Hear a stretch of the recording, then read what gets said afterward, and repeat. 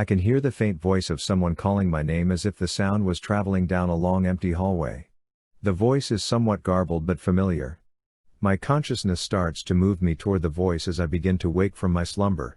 It was my friend Kim Lee sitting on a chair pulled up close to my bed. In his hand was a steaming cup of hot coffee giving off an enticing aroma. Oh, how I would love to join him in a cup of coffee like we had done so many times before while working on a case together. Although he was smiling, I could detect a hint of nervousness. He kept looking down at his feet and fidgeting with the folders in his lap. He opened his mouth a couple of times as if he was preparing to speak but nothing came out, each time glancing down at his feet. He cleared his throat and began to speak in a strained tone of voice as if to hold back tears. Shin, my friend, today is the day all this preparation has led to. Later on this afternoon they will start the final phase of this grand experiment. Today they will be placing the altered brain section and stem from the donor into your cranium. This will be the trickiest part of this whole process.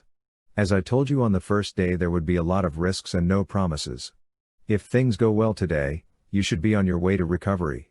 If not, these may be your last conscious moments in this life. He appeared to be wiping a tear from his eye as he continued his conversation. You know, we have been friends for a very long time. Since we were kids we have been close. I can remember all I ever wanted to be back then was a cop like my dad. But I struggled so hard in school that I didn't think I would ever have the grades I would need to pursue my dreams.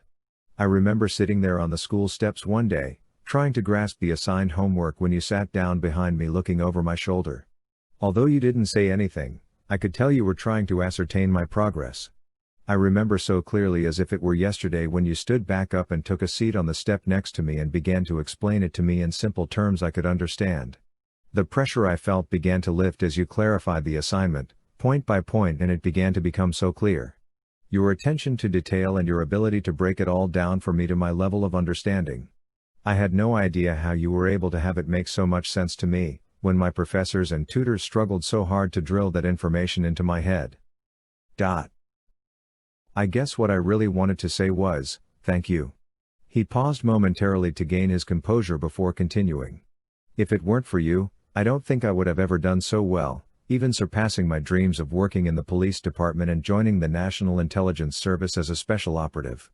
All the times you helped me with my homework and class preparation really paid off. Not only did I start doing better, but I gained more confidence and excelled in my studies. Thanks to you, learning even started to seem a little fun, something I could not have ever even imagined before we became friends.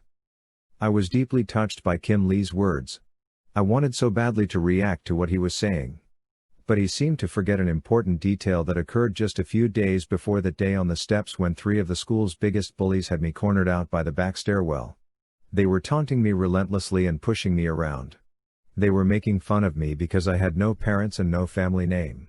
When I tried to stand up for myself, one of them struck me in the face, knocking me down. I could taste the blood on my lip as the 3 of them drew closer. I was so frightened as to what was coming next. They certainly didn't keep me in suspense for very long as the 3 of them began to kick me and stomp on me as I tried to cover myself up to prevent from getting any further injury. I felt totally defenseless. It was then that you, Kim Lee, stepped in, pulling those boys off of me, throwing them down to the ground and positioning yourself between us, taking a stand against them. Although you were outnumbered, you didn't back down. I will never forget the look in their faces as they picked themselves up and dusted themselves off. Although they clearly considered challenging you, they quickly changed their minds and left mumbling amongst themselves as they walked away. But more importantly to me was the fact that, after that day, they never tried to bother me again. It was from then on, that I no longer feared going to school. It was also at that moment that I decided that I too wanted to help and protect other people, but since I never had the fighting skills or confidence I would need to do so, I would just have to settle for using my photographic memory and deductive reasoning skills to help others while working as part of an elite team at the National Intelligence Service. So, it would appear that although our mutual fates changed the direction of both of our lives, we both saw them from a different perspective.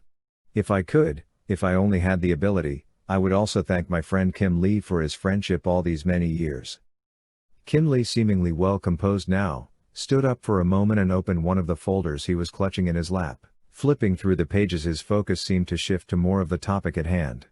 Pointing and tapping on the pages with his finger and shaking his head, Kim Lee appeared to be struggling with the material he was reading. Shin, this is a translation of the journal that your donor had in his possession at the time of his death.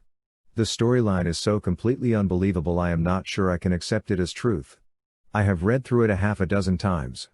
Either this man was the legendary folk hero Professor Min-ho believes him to be or a complete and utter madman. Kim Lee once again sat down on the chair next to me and removed the sheets of paper from the folder and began to organize them. Before you go into the operating room this afternoon, I will read you the transcripts to see if you can make sense of any of it. At that, he leaned back in the chair and began to read from the writings of a man from over 400 years ago. This should be interesting.